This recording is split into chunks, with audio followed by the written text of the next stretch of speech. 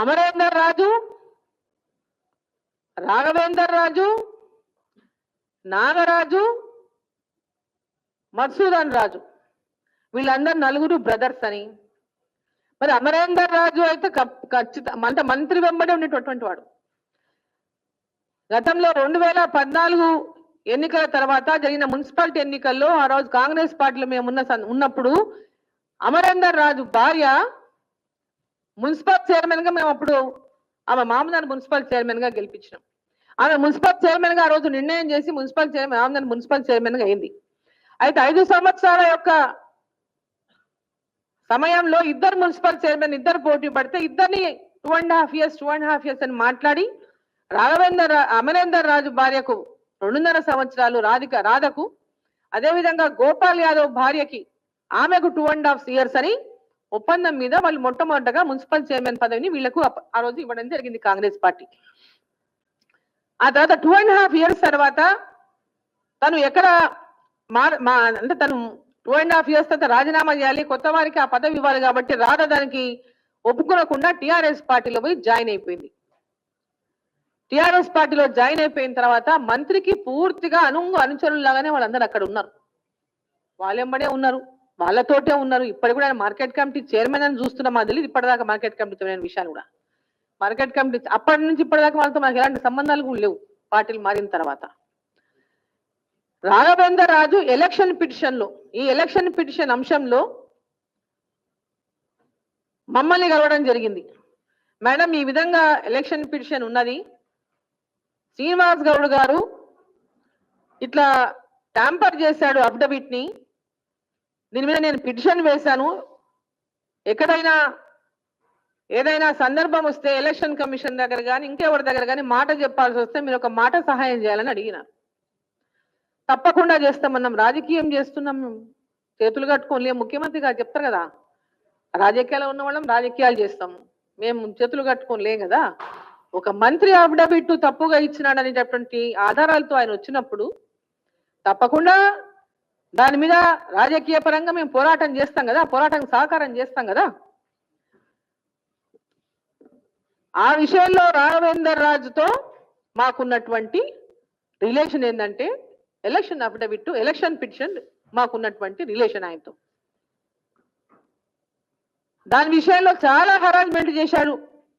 ఈ election petition ని withdraw చేసుకోమని గత 3 సంవత్సరాలు దాదాపు 2 years పైన అయింది. వాళ్ళని విపరీతంగా ఒత్తిళ్లు గురి చేసిండ్రు, భయభ్రాంతులకు గురి చేసిండ్రు, కొట్టి ఇచ్చిండ్రు, పోలీస్ స్టేషన్లు వేసి అనేక రకాలుగా దాన్ని విత్డ్రా చేయడానికి చాలా ఒత్తిళ్లు తీసుకొచ్చిండు మంత్రి గారు.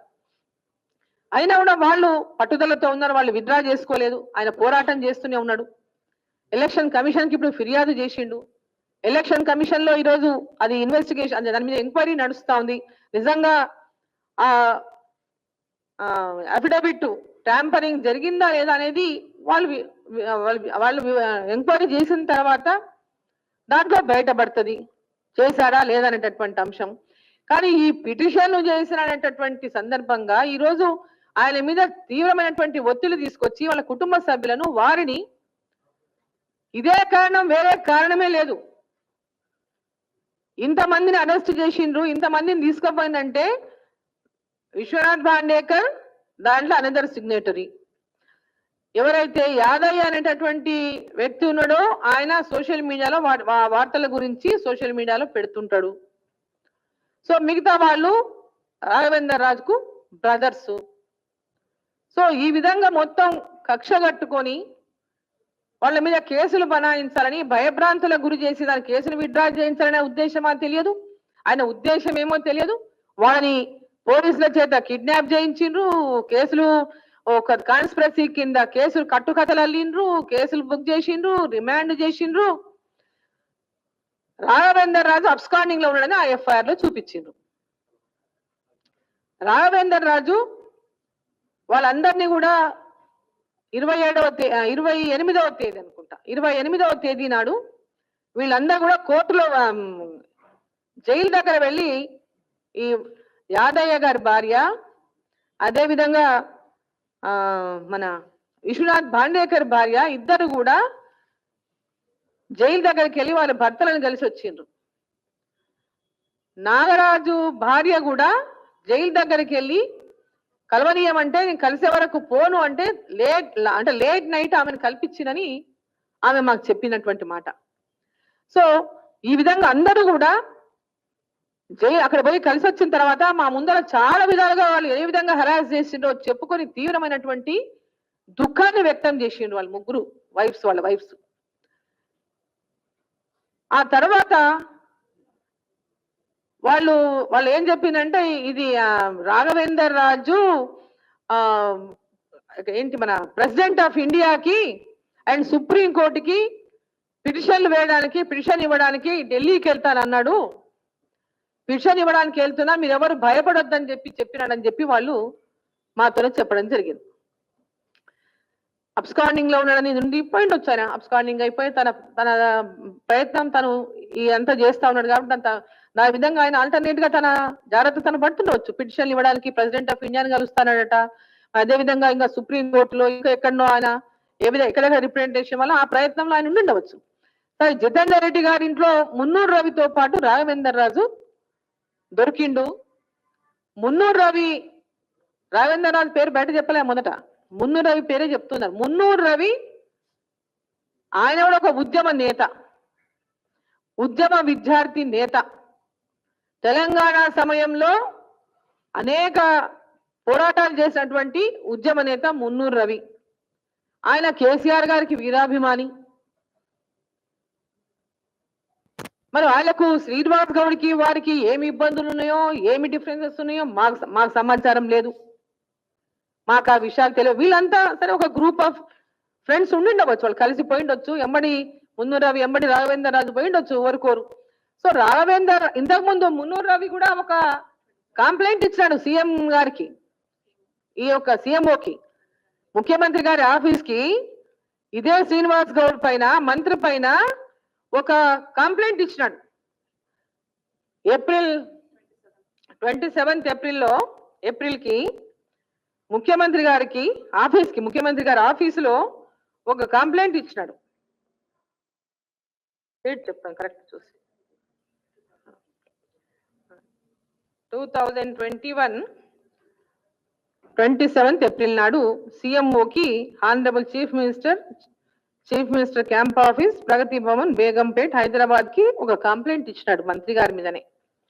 ల్యాండ్ 19 ఎకరాల 35 గుంటల ల్యాండ్, అసైన్ ల్యాండ్ ని landless poor persons illegal encroachment permission granted అదో ల్యాండ్ విషయంలో ఈ మంత్రి గారి పైన ఆయన కంప్లైంట్ ఇచ్చిండు. సో వాళ్ళకి అనేక పార్టీ వాళ్ళు, సొంత పార్టీ వాళ్ళంతా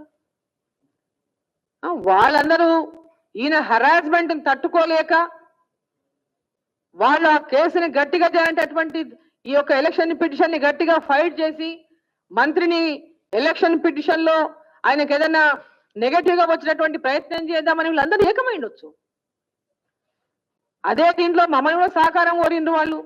ఎలక్షన్ పిటిషన్ లో, ఎలక్షన్ అఫిడవిట్ లో ట్యాంపర్ చేసినటువంటి దీంట్లో మమ్మల్ని అప్రోచ్ అయ్యిండ్రు. సో దాంట్లో ఒక రాజకీయ పార్టీగా అవతల పార్టీ యొక్క క్యాండిడేటు, నేనే మహబూబ్నగర్లో ఆయన మీద పోటీ చేయలే ఎమ్మెల్యేకి, లోకల్ గా ఉన్నటువంటి వాళ్ళు వాళ్ళ అఫిడవిట్ వాళ్ళ బిల్ వేస్తే, ఎలక్షన్ పిటిషన్ వేస్తే దాన్ని ఎదుర్కోవాలి మంత్రి గారు. ఎలక్షన్ పిటిషన్ ఏమైనా వచ్చినాయి ఎలక్షన్ లోపల? ఆయనకు ఎందుకంత భయం అవుతుంది? నిజంగా మాకేమనుమానం వస్తుందంటే ఇంతగానం చేస్తుంటే నిజంగా ఈ మంత్రి గారు ఎలక్షన్ పిటిషన్ ని అఫిడవిట్ ని ట్యాంపర్ చేసిండ్రేమో, అందుకే ఇంత భయపడుతున్నాడేమో. ఎందుకు ఇంత భయపడాల్సినటువంటి అవసరం ఉంది? వారు ఇంతగానో మొత్తం కుటుంబాన్ని వారి దగ్గర ఉన్నటువంటి వాళ్ళందరినీ కూడా లిఫ్ట్ చేయించి ఈరోజు కాన్స్పిరసీ కేసులు పెట్టించాల్సినటువంటి అవసరం ఏముంది? నాకు ఒక అడ్వకేట్ ఫోన్ చేసిన నిన్న మహబూబ్ నగర్ నుంచి, మేడం వీళ్ళు ఎవరైతే చెప్తున్నారో కంప్లైంట్ దారుడని, ఆ కంప్లైంట్ దారుడికి ఒక క్రిమినల్ హిస్టరీ ఉన్నది, ఆయన నా క్లయింట్ అని ఫోన్ చేసిండు ఒక మహబూబ్ నగర్ నుంచి ఒక అడ్వకేట్. సో ఇవన్నీ కూడా చూస్తుంటే ఎట్లుందంటే కేవలం తెలంగాణ రాష్ట్రంలో భారతీయ జనతా పార్టీ బలపడతా ఉందని, ఇక కొందరు మాట్లాడుతున్నారు శ్రీనివాస్ గౌడ్ గారు అంటే ఏదో మావునారులో వీళ్ళకంతా భయము అది ఇదని. అయ్యా శ్రీనివాస్ గౌడ్ గారు పోయిన పార్లమెంట్ ఎన్నికల్లోనే ఓడిపోయిండు. ఆయన ఎమ్మెల్యే ఎలక్షన్ లో 50,000 60,000 మెజార్టీతో గెలిచిండవచ్చు కాక పార్లమెంట్ ఎన్నికల్లో నాకు మెజార్టీ ఇచ్చింది మావునారు నియోజకవర్గం. ఆయన గురించి మేము ఓర్చలేకుండా పోవడానికి ఏం లేదు. ఆయన గురించి మేము భయపడుకొని జడుచుకొని చేయాల్సింది ఏమీ లేదు. ఇక్కడ ఆయన మీద కాన్స్పిరసీలు చేసి చేపించే వాళ్ళకు సహాయం చేసేటటువంటి అవసరాలు ఎవరికి లేవు. ఆడవాళ్ళు తీసుకొచ్చిన వాళ్ళకి ఎవరికి అటువంటి అవసరం లేదు. అటువంటి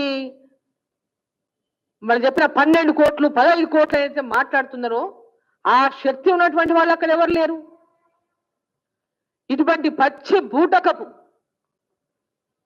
బూటకపు కేసులను అబద్ధపు కేసులను ఈరోజు కాన్స్పిరసీ కింద వాళ్ళు తయారు చేసి నిన్న స్టీఫెన్ రవీంద్ర గారు మాట్లాడినరు ప్రెస్ మీట్ లో. వారి ప్రెస్ మీట్ ఒకసారి మీరు వింటే వారు ఏం చెప్తున్నారు ఒక్కసారి నేను వినిపిస్తా, మీకు అందరికి అభ్యంతరం లేకపోతే వారి మాట వినండి ఏ విధంగా ఉన్నదో. ఒక్క సెకండ్ నేను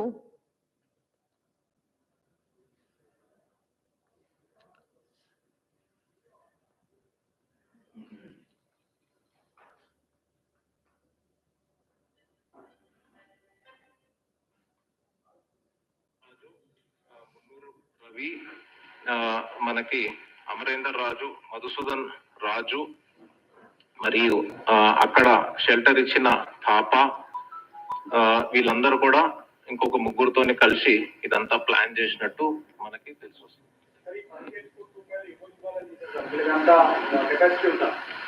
సో ప్రధానంగా మనము ఇక్కడ చూస్తే మెయిన్ ఫైనాన్సర్ ఎవరైతే ఉన్నారో ఈయన మధుసూదన్ రాజు మరియు అమరేందర్ రాజు, వీళ్ళు ఫైనాన్సియర్స్. వీళ్ళు మరి వీళ్ళు ఒక 15 crores వరకు ఈ పని చేస్తే ఇస్తామని వీళ్ళు చెప్పడం జరిగింది. సరే, 2 కంట్రీ మేడ్ వెపన్స్ తోని 10 మంది సెక్యూరిటీ ఉండే మినిస్టర్ని చంపుదామని అంత కాన్ఫిడెన్స్ ఎక్కడి నుంచి వచ్చింది వీళ్ళకి? అది ఇప్పుడు మనము వీళ్ళని ఇప్పుడు రిమాండ్ మనము పంపించడం జరిగిందండి. మనము పోలీస్ కస్టడీ తీసుకుని వాళ్ళని ఇంట్రాగేట్ చేసి ఇంకా కూడా ఏమన్నా డీటెయిల్స్ వస్తే అది మీతోని తప్పకుండా షేర్ చేసుకుంటాం. సార్, జితేందర్ రెడ్డికి సంబంధించిన సార్ ఆ డీటెయిల్స్ అన్ని కూడా ఇంకా మనకి రాలేదు. తెలుసు సార్, తనపై ఈ హత్య కుట్ర జరుగుతుందన్న విషయం ఇప్పటి వరకు శ్రీనివాస్ గౌడ్కి ఏమైనా సమాచారం ఉందా? శ్రీనివాస్ గౌడ్ ఏమైనా మీకేమైనా ఇంటిమేట్ చేయడం కానీ లేకుంటే ఇలాంటి ఇన్పుట్స్ ఉన్నాయని ఏమైనా మీకు చెప్పారా? ఇంటిమేట్ అయితే చేశామండి, ఈవినింగ్ ఇట్లాగా జరిగిందని చెప్పి. అంతవరకు అయితే పొలిటికల్ మోటివ్ కనిపిస్తుందా సార్? మేమేంటంటే సైంటిఫిక్ గా ఒక పోలీస్ ఇన్వెస్టిగేషన్ మీకు టెక్నికల్ ఎవిడెన్స్ తోనే మనం బేస్ చేసుకుని చేస్తా ఉన్నాం. ఓకే, ఎందుకు చంపాలి అన్న దాని మీద క్లారిటీ ఇవ్వలేదు. అప్పుడు దాని మీద క్లారిటీ ఇవ్వండి. పోలీస్ కస్టడీ తీసుకున్న ఆ డీటెయిల్స్ అన్ని నేను మీకు త్వరలోనే నేను మీకు ఇవ్వడం జరుగుతుంది. బట్ డెఫినెట్ గా వాళ్ళ మధ్యన కొన్ని డిఫరెన్సెస్ ఉన్నట్టయితే మనకు తెలిసి వస్తాం. సార్, రెక్కీ అంటే ఎన్ని మూమెంట్స్ ని వాళ్ళు చూసింది సార్? రెక్కీ నిర్వహించిన ఆ డీటెయిల్స్ అన్నాయి తప్పకుండా నేను రానున్న రోజు కూడా ఏమన్నా డీటెయిల్స్ వస్తే అది మీతోని తప్పకుండా షేర్ చేసుకుంటాం. మనం పంపించడం జరిగిందండి. మనం పోలీస్ కస్టడీ తీసుకుని వాళ్ళని ఇంట్రాగేట్ చేసి ఇంకా కూడా ఏమన్నా డీటెయిల్స్ వస్తే అది మీతోని తప్పకుండా షేర్ చేసుకుంటాం. నిన్న ఇంకా చెప్పిన వారు ఒక సినిమా స్టోరీ కనుక రాస్తే కూర్చోబెట్టి చెప్తారు చూడండి, ఇట్లా నెక్స్ట్ యాక్షన్ ఇది, నెక్స్ట్ యాక్షన్ ఇది, నెక్స్ట్ యాక్షన్ ఇది అని. ఆ విధంగా చెప్పిన నిన్న మన స్టీఫెన్ రవీంద్ర గారు. హోటల్కి పోతారు, బయటికి వస్తారు, వీళ్ళు వెంట పడతారు, అదంతా చెప్తుంది. అంటే సీన్ మొత్తం వీళ్ళు చెప్తుంటే వాళ్ళు యాక్టింగ్ చేస్తున్నట్టుగా చెప్పినారు నిన్న మరి ప్రెస్ మీట్లో. అంటే దీన్ని బట్టి ఏం అర్థమవుతుంది? ఈ కథ స్క్రీన్ ప్లే డైరెక్షన్ ముఖ్యమంత్రి గారు ఇచ్చిండ్రు. ఒక కమిషనర్ స్థాయి వ్యక్తి ఇట్లాంటి తప్పుడు కేసును, ఇట్లాంటి కాన్స్పిరసీ కేసు అని చెప్పి మొత్తం ఒక కథనాన్ని కట్టుకథలు అలితే ఎవరికైనా నమ్మశక్యం అవుతుందా?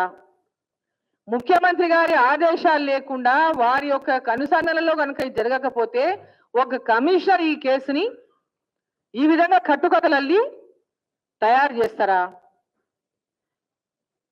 వారు చెప్పినటువంటి ఆ 18th జనవరిలో కలిసింది, 18th డిసెంబర్లో మామునాలో కలిసిన రోజు ఆ రోజు హాలిడే కోర్టుకి.